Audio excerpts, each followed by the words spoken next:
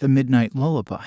It was a night straight out of a nightmare, one where the very air seemed to crackle with malevolence. Rain lashed against the windows of a creepy, isolated cabin nestled deep in the heart of the dense, dark woods. The storm outside raged with a fury that matched the dread gnawing at Sarah's heart. She clutched her young daughter, Emily, tightly to her chest as they huddled in a dimly lit room, the flickering candles casting eerie shadows on the walls. In the flickering candlelight, Emily's wide eyes glistened with fear. She clung to her mother, burying her face into the safety of Sarah's embrace. The haunting howl of the wind outside sent shivers down both their spines. The storm showed no signs of relenting, but the real terror lay within. For weeks, Sarah had been plagued by a sense of unease, a feeling that something lurked just beyond the threshold of her daughter's bedroom.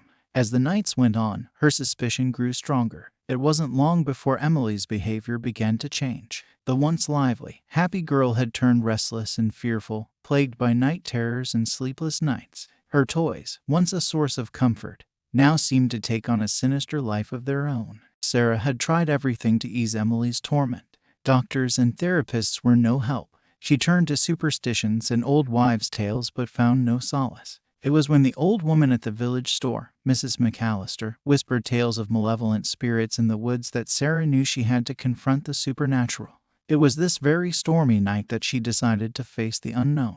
With Emily by her side, they sat in the cabin, doors locked, as Sarah prepared to sing a lullaby passed down through generations.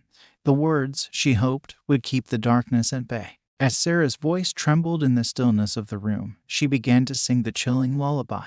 The tune was hauntingly beautiful, yet it carried an air of sorrow and dread. Her fingers traced the contours of her daughter's face as she crooned the words meant to protect Emily. "Close your eyes, my dearest one, let sleep take you away, beyond the reach of shadows dark, where demons never sway. Though the night may bring its fears, your mother's love will stay, in the quiet of your dreams, where darkness fears to play." As the lullaby spilled from her lips, Sarah could feel an otherworldly presence drawing near. Her voice wavered, but she pressed on, her love for Emily surging like a beacon against the encroaching darkness. And then it happened. The room around them seemed to tremble, and Emily's toys, arranged on a small table, stirred to life. The doll, once so sweet, turned its head to face Sarah, its porcelain eyes gleaming with an unnatural light. The teddy bear, once cuddly, twisted in its plush form, revealing sharp, sinister claws. The room itself seemed to be suffused with a bone-chilling, ghostly presence. Sarah's heart raced, but she refused to let her fear show.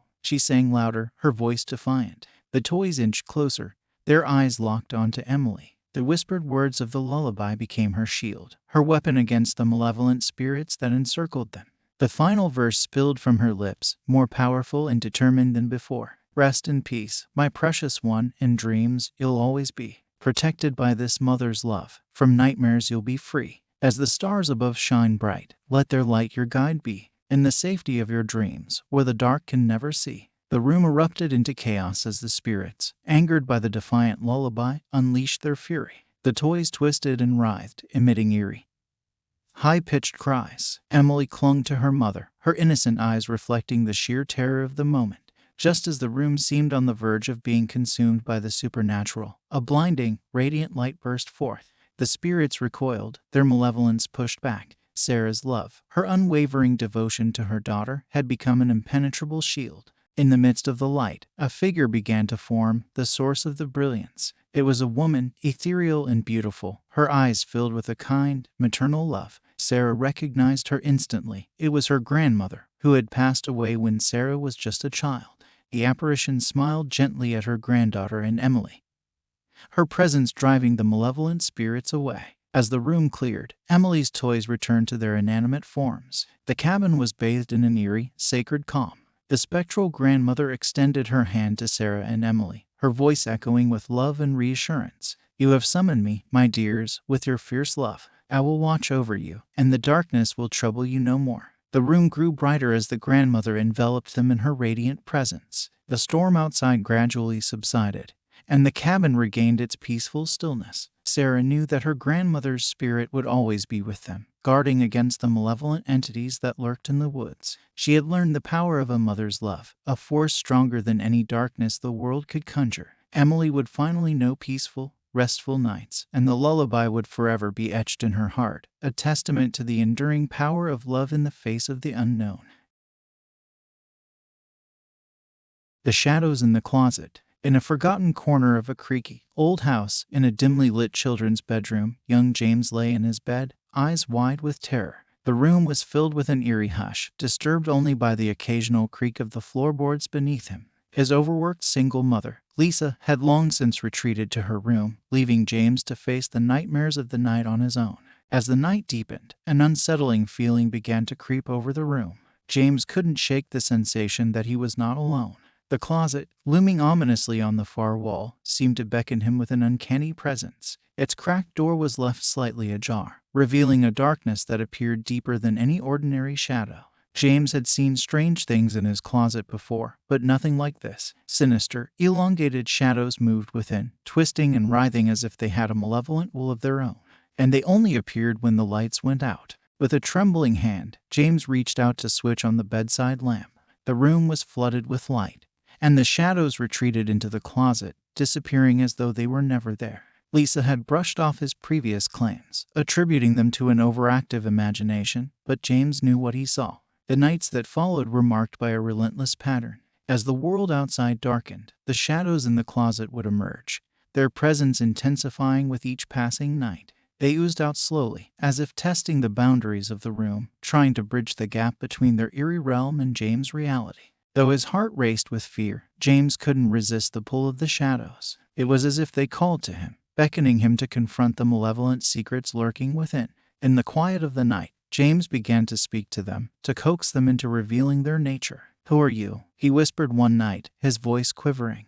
The shadows didn't respond, but they inched closer, their sinuous tendrils creeping towards the edge of the closet. James could feel their icy fingers brushing against his skin, sending shivers down his spine.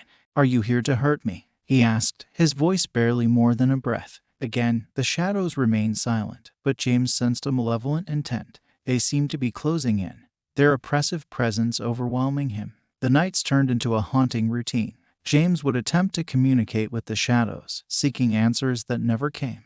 And each night, their presence would grow, their tendrils extending further into his room, as if they were testing the limits of the real world. One night, as James lay trembling beneath his covers, he heard a faint whisper. It was a sinister, unintelligible murmur that emanated from the closet, and it filled the room with a sense of dread. The shadows seemed to be coalescing, taking on a sinister, humanoid form. James' heart raced, his pulse pounding in his ears. Fear clawed at him, but he couldn't tear his eyes away. The figure within the closet began to take shape, its eyes glowing with an unnatural, malevolent light. And then the unexpected happened. As James stared into the abyss of the closet, he felt an overwhelming surge of empathy. It was as if he could sense the pain and torment of the shadowy figure before him. "Why are you here?" he asked, his voice now filled with compassion. The figure within the closet began to speak, its voice a haunting whisper. It told a tale of a lost soul, trapped between dimensions, yearning for a release from the darkness that bound it. James' heart ached as he listened, his fear replaced by a deep sense of empathy. Determined to help, James reached out his hand, his fingers touching the surface of the closet. In that moment, the shadows seemed to ripple, and the room was bathed in a blinding light. The malevolent figure let out a final, desperate cry before vanishing into the light, leaving James alone in the room. The closet was empty, the shadows finally banished. James had confronted the unknown lurking in the darkness and, in an act of compassion, set a tormented soul free. With morning light streaming through the curtains, James felt a profound sense of relief. He had faced his fears and discovered the power of empathy in the face of the supernatural. As for the shadows in the closet, they were gone, but their eerie presence would forever be etched in James' memory as a testament to the mysterious and malevolent forces that sometimes lurk just beyond the edge of perception. The haunting melody. Midnight had fallen, and a spectral shroud of darkness enshrouded the decrepit, abandoned music academy. Rebecca, a gifted pianist in search of musical inspiration, stood alone at the entrance. The decrepit structure loomed before her, its windows shattered, and ivy creeping up its crumbling walls. Her heart raced with a mixture of anticipation and trepidation. She had heard whispers of the academy's haunted reputation, of a ghostly pianist said to haunt its halls. But the allure of the enchanting melody, rumored to be played only at the witching hour, had drawn her here against her better judgment. Rebecca pushed open the creaking, ornate doors, revealing an eerie, dust-filled interior. The moon cast an eerie, dim glow through the shattered windows, painting the room with ghostly shadows. As her fingers brushed the dusty keys of a grand piano in the center of the room seemed to come alive with a haunting symphony, its melody both melancholic and enchanting. The ethereal notes filled the air, a mesmerizing song that seemed to beckon her. Her heart pounded as she allowed the enchanting melody to sweep her away. Her fingers dancing across the keys, she felt connected to something greater, an otherworldly presence that resonated through her. Unbeknownst to her, an unseen entity watched from the shadows, eyes filled with a longing and a sinister desire. The ghostly pianist, a tormented soul, had drawn her here with its haunting music, for it sought a new vessel, a living body to possess. As the night wore on, Rebecca continued to play the haunting melody, unaware of the presence that lurked in the shadows. The academy seemed to come alive with eerie echoes, the ghostly piano duet unfolding in the darkness, a delicate dance between the living and the dead. But as the clock struck 3, the music took a darker turn. The notes grew dissonant, a discordant symphony that sent shivers down Rebecca's spine. Her fingers trembled on the keys as she tried to break free from the haunting melody's grip. But it was as if the music itself had ensnared her soul. The specter in the shadows materialized, its translucent figure floating towards her, its eyes burning with an otherworldly intensity. It reached out towards her, its ghostly fingers caressing her face. The touch was icy, sending a wave of terror through her. Rebecca knew then that she was not alone in her nocturnal duet. With a scream, she tore herself away from the piano, her body drenched in a cold sweat. The specter retreated, its haunting melody fading into a haunting, mournful wail. Terror gripped her, but her determination was unwavering. She could not let the malevolent spirit possess her, no matter how alluring its music. She had seen the dark intentions that lay hidden beneath the haunting melody. The grand piano stood like an ominous sentinel in the dimly lit room, its keys beckoning her. But Rebecca had a plan. She would confront the spirit, not with fear, but with a boldness born of desperation. She sat at the piano once more, her fingers poised on the keys. The ghostly figure appeared, its eyes gleaming with anticipation. The haunting melody began anew, but this time, Rebecca played with a fierce determination, her music a defiant symphony. The room seemed to quiver, the malevolent spirit unable to break free from the spell of her music. She played with all her heart and soul, channeling her inner strength into her performance. The ghostly figure wailed in agony, its translucent form writhing in pain.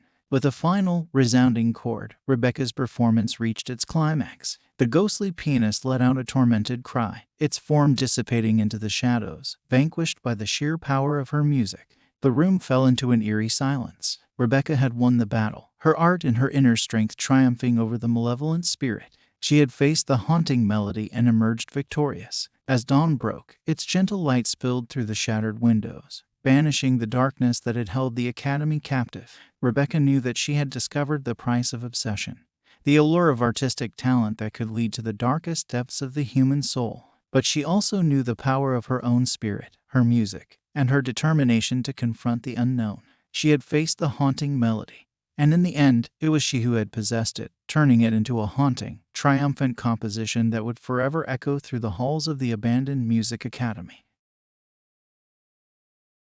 The Whispers in the Dark. The old, creaking library was a repository of forgotten knowledge, its shelves lined with dusty tomes that whispered secrets of centuries past. Michael, the librarian, had always been drawn to the quiet, mysterious atmosphere that pervaded the place. But it was on a stormy night, with the library bathed in dimly lit corners, that he would come to understand the true nature of the forbidden knowledge hidden within its walls. As the rain lashed against the tall, arched windows, Michael was alone in the library, poring over ancient books filled with cryptic symbols. The flickering candlelight cast eerie shadows across the stacks, giving the room an atmosphere of palpable unease. As he translated the arcane text before him, the whispers began. Faint, unintelligible voices seemed to emanate from the very pages of the book. Michael's heart quickened, and he looked around the dimly lit library, but there was no one in sight. The whispers persisted, growing in intensity until they became a cacophony of ghostly voices. In the quiet of the night, the library itself seemed to come alive with the presence of restless souls.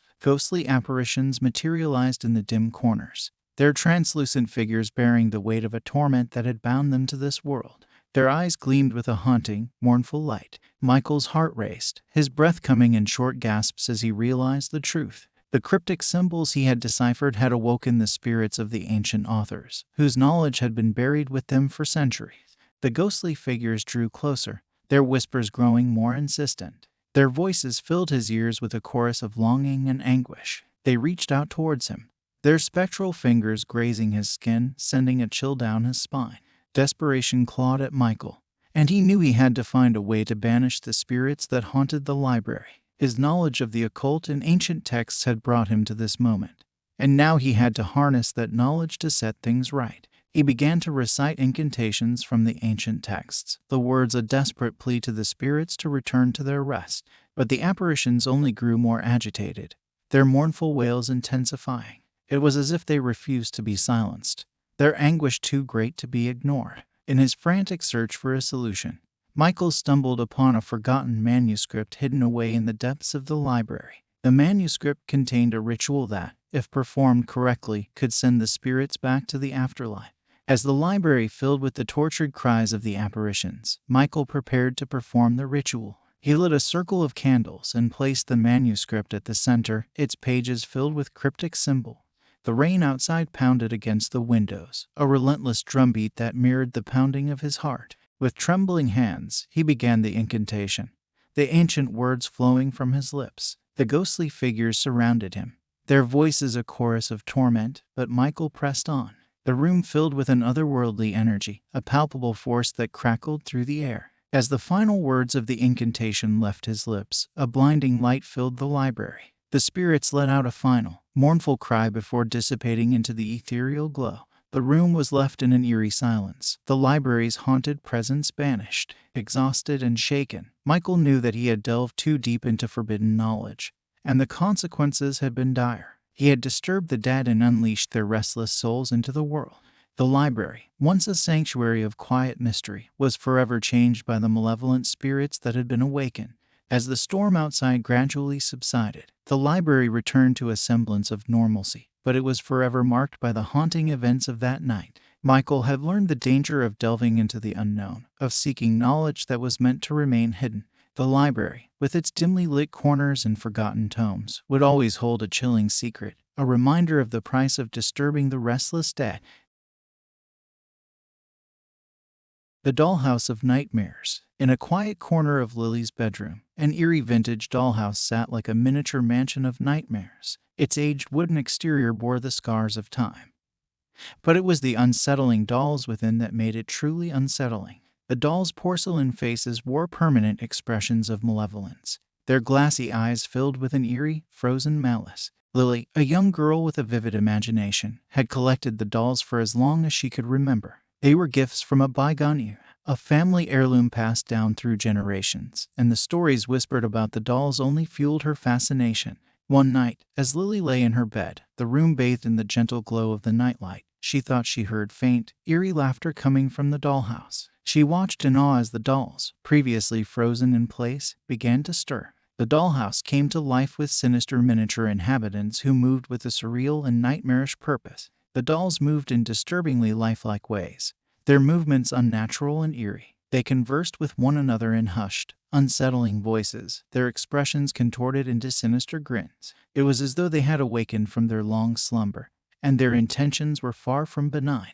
As Lily continued to watch in disbelief, she noticed that the dolls had one common focus, her. Their glassy eyes seemed to lock onto her, and their eerie laughter grew louder. It sent a shiver down her spine, and she knew that the dollhouse was no ordinary toy. It was a gateway to a world where the innocence of childhood imagination had given way to something dark and surreal. Determined to confront the unknown, Lily approached the dollhouse, her heart pounding in her chest. She reached out to open the tiny door, and with a deep breath, she stepped into the miniature world. Inside, she found herself in a surreal, nightmarish version of her own room, the proportions distorted, the furniture looming overhead. The eerie dolls surrounded her, their sinister grins widening as she entered their world. She was no longer the master of this domain. She had become a mere guest in a nightmare of her own making. The dollhouse world was a labyrinth of claustrophobic hallways, endless rooms, and unsettling shadows. Lily ventured deeper, guided by a strange compulsion she could not resist. The dolls followed her every step, their laughter growing more haunting with each passing moment. As Lily explored the surreal landscape, she came upon a room that mirrored her own bedroom in the real world. The dollhouse version was a disturbing reflection, with a nightmarish nightlight casting eerie shadows across the room. In the corner of the room, a doll that looked like her childhood self sat on the miniature bed. It was dressed in a nightgown identical to the one she had worn as a child. The doll's glassy eyes stared at her with an uncanny intensity, and it beckoned Lily closer. The doll reached out, its tiny porcelain hand extending towards Lily. She hesitated, her instincts warning her of the impending horror. But curiosity got the better of her, and she took the doll's hand. Suddenly, the room began to distort, its walls closing in on her. The doll's laughter grew louder, echoing through the claustrophobic space. Lily realized that she was trapped in a nightmarish version of her own room, with no escape. Desperation clawed at her, and she knew she had to confront the sinister dolls that had lured her into this surreal world. With a trembling voice, she began to speak, her words a defiant plea for release. "Let me go," she implored, her voice filled with a desperate determination. "I won't be a part of your nightmare. I am not one of you." The room trembled, the dolls' sinister grins faltering for the first time. It was as though they had not expected her defiance. Lily's words had disrupted the nightmarish world, and the dolls began to fade into eerie, translucent forms. With a final, defiant shout, Lily shattered the illusion. The dollhouse world dissolved into shadows, and she found herself back in her own room, surrounded by the eerie dolls that had lured her into their nightmare. The room was still, the dolls frozen in place. Lily had faced the horrors lurking within her childhood imagination and emerged victorious. The dollhouse remained, a chilling reminder of the potential darkness that could inhabit the most innocent of childhood fantasies. As the nightlight continued to cast its gentle glow, Lily knew that the sinister dolls were forever a part of her world, but they would never again hold sway over her. She had confronted the unknown lurking within and emerged with the strength to resist the allure of their eerie, miniature realm. The scream in the mirror. In the quiet of a dimly lit bathroom, the old, ornate mirror hung on the wall like a silent sentinel. It had been there for as long as Emily could remember, but lately it had taken on a sinister aura that sent shivers down her spine. As a teenager, she had always been taught that the mirror was a reflection of herself, but something had changed, and her reflection now seemed to have a sinister agenda. It began with the scratches, inexplicable and painful, that had appeared on Emily's body. Deep, red marks marred her skin, seemingly self-inflicted, but Emily knew she hadn't caused them. She examined the mirror's reflection, and her own image stared back at her, seemingly unaffected by the mysterious wounds. One evening, as Emily stood before the mirror, the reflection seemed to move independently. Her own image shifted, its movements fluid and deliberate. She had been brushing her hair when she noticed her reflection's eerie grin, a malevolent twist of the lips that sent a chill down her spine. It was as if her reflection had a sinister intent, and it was taunting her. The tension in the bathroom grew palpable. Emily's heart raced, and she knew that she had to confront the malevolent reflection that seemed determined to take over her life. As the days passed, Emily began to notice eerie reflections that didn't quite match her own movements. Her reflection would mimic her actions, but with a subtle delay, as if it had a mind of its own. The sinister grin remained, a constant reminder of the malevolent presence that lurked within the mirror. One night, as Emily stood in the bathroom, her reflection's movements became more erratic. It seemed to struggle against an invisible force, contorting in unsettling ways. Emily watched in horror as her reflection's eyes changed, their once familiar gaze replaced by an eerie, predatory hunger. Desperation gnawed at Emily, and she realized that her reflection had become something more than a mere image. It was a malevolent entity, a sinister twin that sought to switch places with her, to take over her life and leave her trapped in the mirror's eerie world. Determined to confront the sinister reflection, Emily reached out to touch the mirror's surface. To her surprise, her fingers passed through the cold glass, and she found herself drawn into a surreal, nightmarish world. Inside the mirror's reflection, Emily found herself in a distorted version of her own bathroom, a claustrophobic space with a mirror world that mirrored the real one. But it was a nightmarish reflection, where everything was subtly wrong, and the malevolent entity had the upper hand.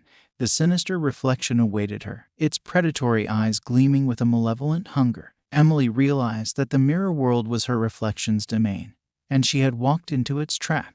With a sinister smile, her reflection taunted her, its voice a chilling whisper. "I want to be free. and you will be trapped here in my world." Desperation gripped Emily, but she knew that she had to confront the malevolent entity that sought to switch places with her. Her reflection was more than just a mere image. It was a malevolent force, a sinister twin that wanted to claim her life. With a defiant shout, Emily challenged the reflection, her words a fierce declaration of her identity. "I won't let you take me. I am not a pawn in your game. I am me, and you are just a reflection." The mirror world trembled, its eerie walls closing in on her. The sinister reflection's grin faltered, its control over the mirror world weakening. Emily's defiance had disrupted the malevolent entity's grip, and the mirror's world began to dissolve into shadows. With a final, triumphant shout, Emily shattered the illusion. The mirror world collapsed, and she found herself back in her own bathroom. Her reflection no longer a malevolent entity but a reflection of her true self. The sinister grin had vanished, and the bathroom was bathed in an eerie silence. Emily knew that she had faced the fear of losing herself, the malevolent reflection's sinister agenda, and emerged with her identity intact. As the days passed, Emily continued to use the mirror, no longer fearing the malevolent presence that had once haunted it. She had confronted the malevolent reflection and proved that her identity was her own, unyielding in the face of the mirror's sinister agenda. The mirror remained, a constant reminder of the eerie, malevolent presence that had once lurked within. But it was no longer a threat, and Emily had learned the importance of knowing oneself, of confronting the unknown lurking within, and emerging victorious against the sinister forces that sought to take control. The Haunted Nightlight. In the comforting dimness of a child's bedroom, Timmy lay beneath his blankets, his room adorned with an eerie nightlight that cast an unsettling, flickering glow. The room had always been a sanctuary for him, a place of innocent dreams and playful imaginings. But tonight, the nightlight would reveal a presence that was far from benign. As Timmy drifted into slumber, the nightlight flickered, casting eerie shadows across the room. He could hear whispers in the darkness, soft and playful, as if his toys had come to life to engage in a late-night game. The room seemed to come alive with a mischievous energy, and Timmy was both fascinated and afraid. The whispers grew louder, and Timmy watched in awe as his toys stirred on their own, their movements eerie and unnatural. His stuffed animals danced on the shelves, their button eyes gleaming with an unsettling malevolence. But it was the figures that emerged from the shadows that filled Timmy with a sense of foreboding. These spectral forms, playful yet sinister, had an otherworldly presence that defied his understanding. They beckoned to him, their translucent hands gesturing towards the dark corners of the room. With a sense of trepidation, Timmy climbed out of his bed and followed the playful spirits into the dimly lit room. The nightlight flickered, casting eerie, distorted shadows that seemed to dance in the corners of his vision. The spirits led him to a chest of old toys, long forgotten but filled with memories of innocent play. They urged him to open it, and with trembling hands, he complied. Inside, a collection of forgotten games and toys lay in disarray. The spirits seemed to relish the games, and with an eerie enthusiasm, they beckoned to Timmy to join them in their night of play. The room grew darkly playful, and Timmy found himself caught up in a game of hide and seek that was far from ordinary. As he searched for the spirits, the room transformed, its proportions shifting in unsettling ways. Timmy felt as though he had entered a surreal dreamscape where the rules of reality no longer applied. The nightlight cast an eerie, distorted glow that played tricks on his senses, making it impossible to discern the true nature of the room. But as the game continued, the playful spirits revealed their sinister nature. They led Timmy into the closet, its darkness a shroud that concealed their malevolent intent. The door slammed shut, and the room plunged into an unsettling silence. Inside the closet, the spirits revealed their true nature, their faces contorted with malevolence, and their eyes gleamed with a sinister hunger. Timmy was no longer a participant in a playful game. He was their prey. Desperation clawed at Timmy, and he knew he had to confront the playful, yet sinister spirits that had lured him into their game. With a trembling voice, he began to speak, his words a fierce declaration of his innocence. "I don't belong to your world. I am just a child, and I won't be part of your terrifying games." The spirits recoiled, their malevolent faces twisted in anger. It was as though they had not expected his defiance. Timmy's words had disrupted their sinister plan, and the closet began to tremble. With a final, defiant shout, Timmy shattered the illusion. The closet world collapsed, and he found himself back in his own room, his nightlight casting a gentle, reassuring glow. The spirits were gone, their sinister presence banished. As the room returned to its familiar state, Timmy knew that he had faced the lurking terrors of his own imagination and emerged with his innocence intact. The nightlight had revealed the presence of playful yet sinister spirits, and he had confronted them with a courage born of his own childhood innocence. The room remained a place of dreams and playful imaginings, and Timmy no longer feared the dark corners of his imagination. The nightlight had shown him the lurking terrors of his own imagination, but it had also revealed the strength of his own innocence and the power of his own courage.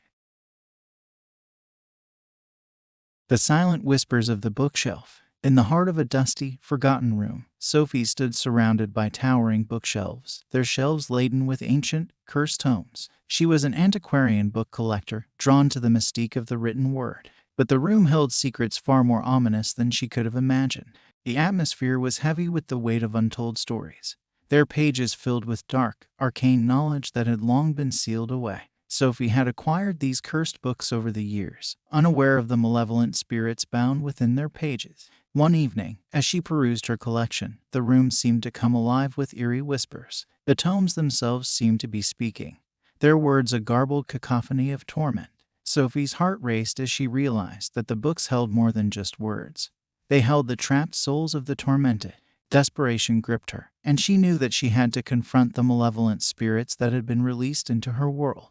She had exploited the supernatural and opened a door that should have remained sealed. The whispers grew louder, and the tormented spirits manifested as spectral figures that emerged from the pages of the cursed books. Their faces were contorted with anguish, and their eyes gleamed with an otherworldly torment.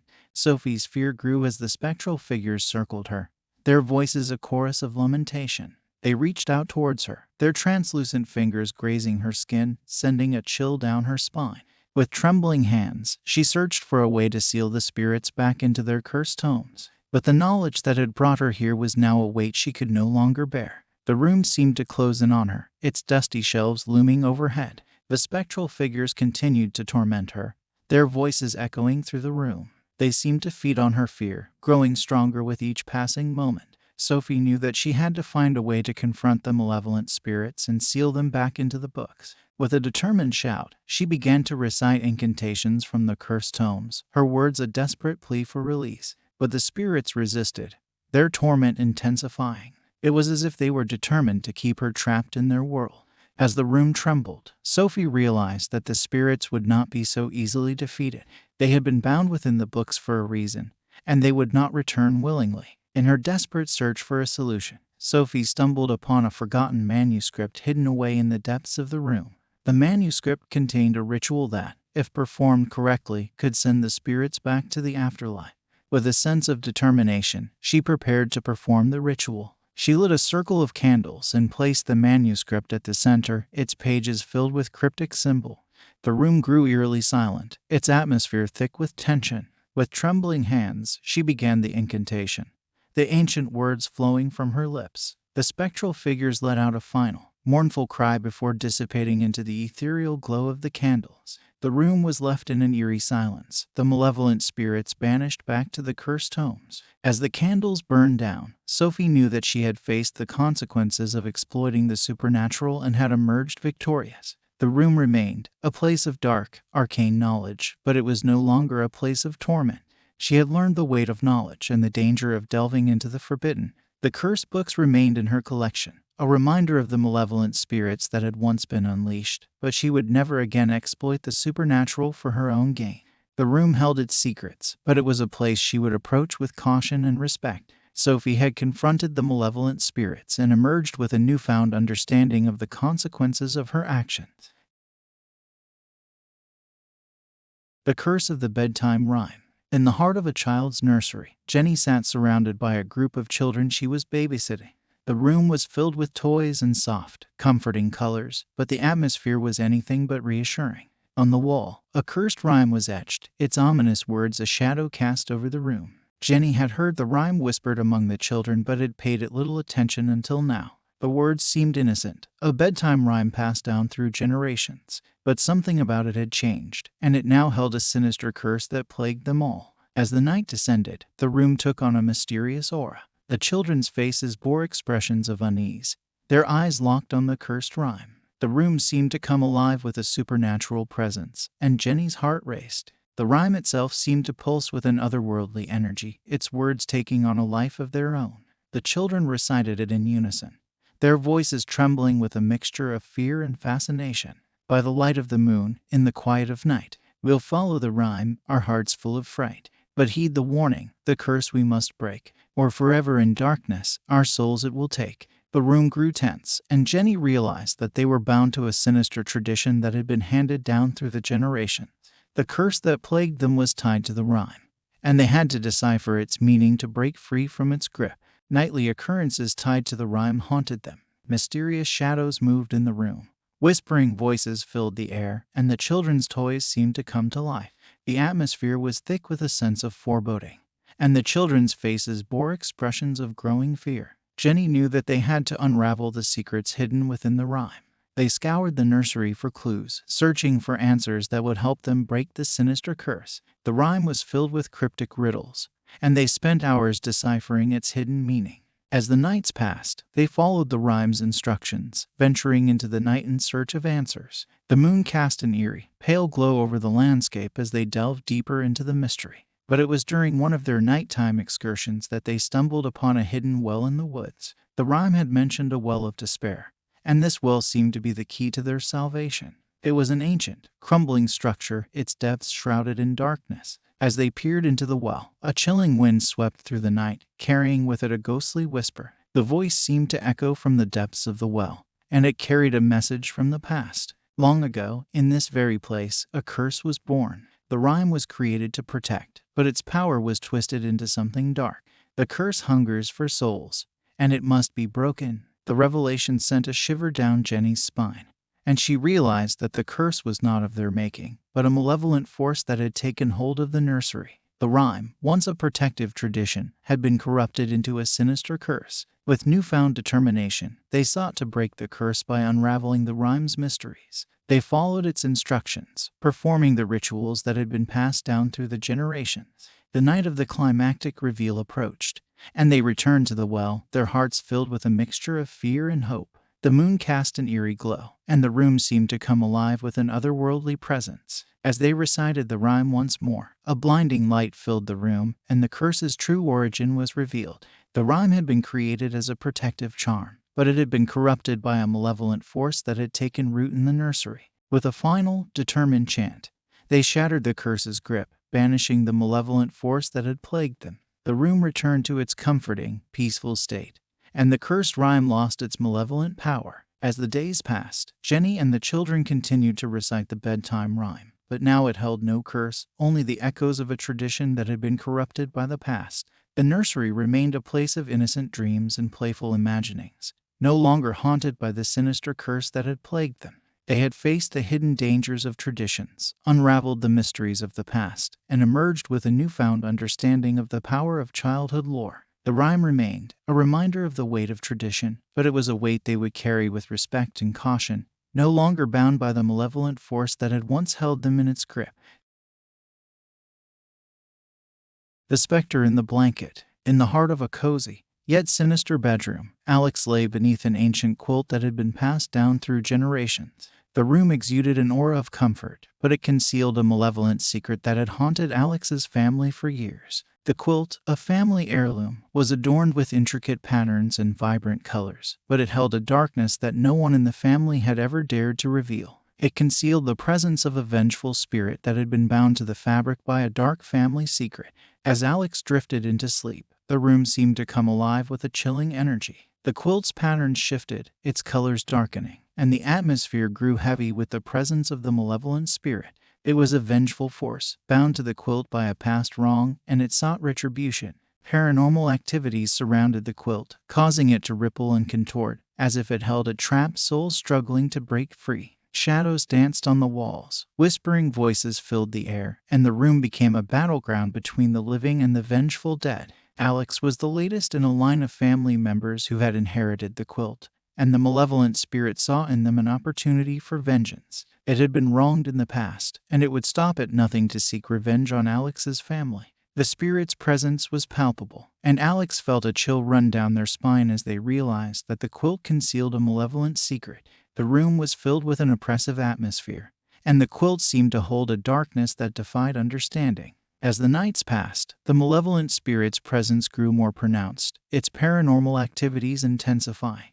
It whispered threats in the darkness, its words a chilling reminder of the past wrong that had bound it to the quilt. Desperation gnawed at Alex, and they knew that they had to confront the malevolent spirit that sought revenge on their family. The quilt was the key, and its patterns held the secrets of the dark past. With trembling hands, Alex delved into the family's history, searching for answers that would help them break free from the malevolent spirit's grip. They uncovered a dark family secret, a wrong that had been committed in the past and had bound the vengeful spirit to the quilt. The malevolent spirit's rage grew as it realized that Alex was closing in on the truth. It intensified its paranormal activities, causing the room to become a battleground between the living and the vengeful dead. With each revelation, the room seemed to come alive with a sinister energy. Shadows danced on the walls, whispering voices filled the air, and the quilt's patterns shifted and contorted, as if it held the trapped soul of the vengeful spirit. As the truth of the dark family secret became clear, Alex realized that the malevolent spirit sought revenge for an injustice that had been committed by a family member in the past. The quilt had been a part of the family for generations, a malevolent force bound to it by the dark secret. With newfound determination, Alex sought to confront the malevolent spirit and break the cycle of vengeance that had haunted their family for years. They knew that they had to face the malevolent spirit in a spine-tingling confrontation that would determine the fate of their family. The malevolent spirit, bound to the quilt, grew more powerful with each passing night. It was determined to exact its revenge, and the room became a battleground between the living and the vengeful dead. As Alex stood before the quilt, the malevolent spirit manifested, its form contorted and ghostly. It hissed with rage, its eyes gleaming with a malevolent hunger. It was a vengeful force, bound by a dark family secret, and it sought retribution. With a trembling voice, Alex spoke, their words a fierce declaration of their family's regret and a plea for forgiveness. We acknowledge the wrong that was committed, and we seek to break the cycle of vengeance that has plagued our family. Release us from your grip, and find peace in the afterlife. The malevolent spirit's form wavered, its rage giving way to a mournful cry. It was as if the spirit had been waiting for this moment, for a family member to acknowledge the past wrong and seek forgiveness. With a final, determined chant, Alex shattered the malevolent spirit's grip, banishing it from the quilt and ending the cycle of vengeance that had haunted their family for generations. The room returned to a state of eerie calm, the quilt losing its malevolent power. As the days passed, Alex and their family continued to use the quilt, but now it held no curse, only the echoes of a dark family secret that had been laid to rest. The room remained a place of comfort in history, no longer haunted by the malevolent spirit that had plagued them. They had faced the consequences of a past wrong, unraveled the dark family secret, and emerged with a newfound understanding of the power of forgiveness. The quilt remained, a reminder of the weight of family legacies, but it was a weight they would carry with respect and a commitment to break the cycle of vengeance that had plagued their family for generations.